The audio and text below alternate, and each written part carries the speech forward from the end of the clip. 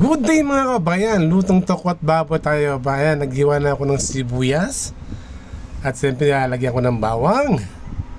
At ang pampalasa, lagyan natin ng kalamansi, ano?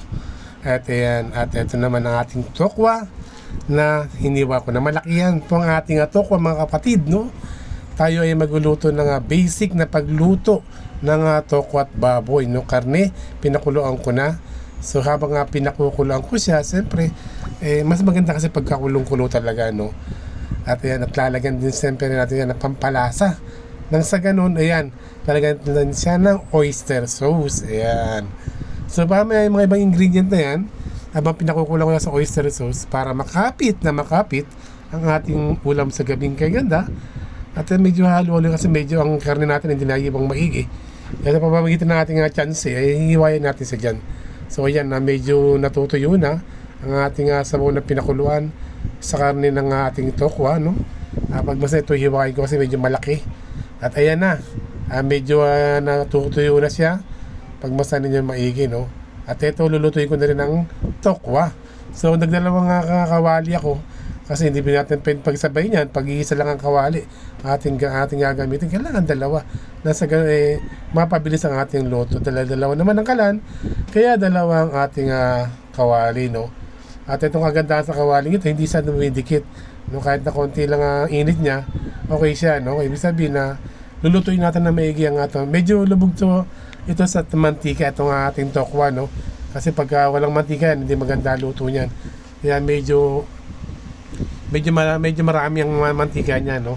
At sa ganun, i-golden brown natin siya para lalong kasi pagka hindi yan luto ng tokwa natin, although luto naman yan tokwa natin, mas maganda kasi pag piniprito yan, pag ginalo mo sa karne at gagawin mo sa tokwat baboy, no? Basic na ulam, pang bahay, no? Ating luto sa gabing kay ganda. So ayan, ito malapit na, no? Babalik na rin natin na sa ganun ayun, no? Ayan, di ba? Di ba? Ayan, no? Ayan, no? Minikos-mikosan natin yan, no? Habang minikos-mikos natin ang ating tokwa, so yan, ay baliktad natin. At pag-aapatin ko na siya, nasa ganun, mapabilis tayo lalo kasi medyo gabi na. Dati na aking mga amo, no? Ang inyong abang likod, kapag luto na sa gabi, no? Ayan, ito na yung ating karne. Pagmasta niya sa tagiliran ng ating kawali, medyo meron siya. Ito na yung tokwa ng unang set, no? Naluto na, at ito yung pangalawang set. So at mamaya konti, gagayatin natin yan na maging cubes para na sa ganun pareha sila ng luto ng karne, no? At ayan, basta niya maigi, no? Golden brown. At ito na yung ginayat natin ng tokwa.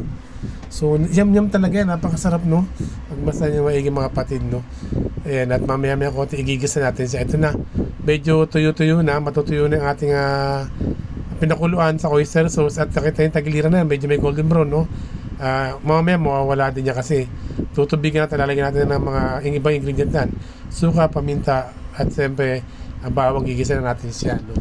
At ayan, medyo patuyo na yung tubig, at lalagyan natin siya ng mantika, para kasi walang tuyo na yan, no?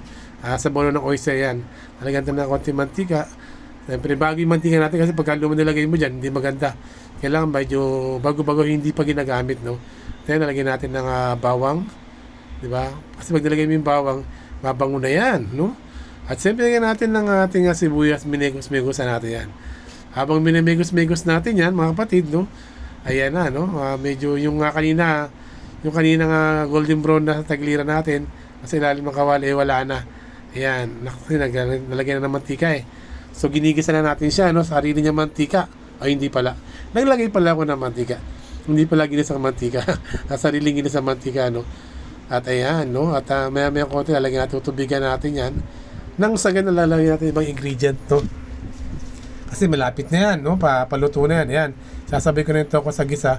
Pero hindi ko sa masyadong haloy kasi madudurog ang ating tokwa. Pag yan ay hinalo mo, no?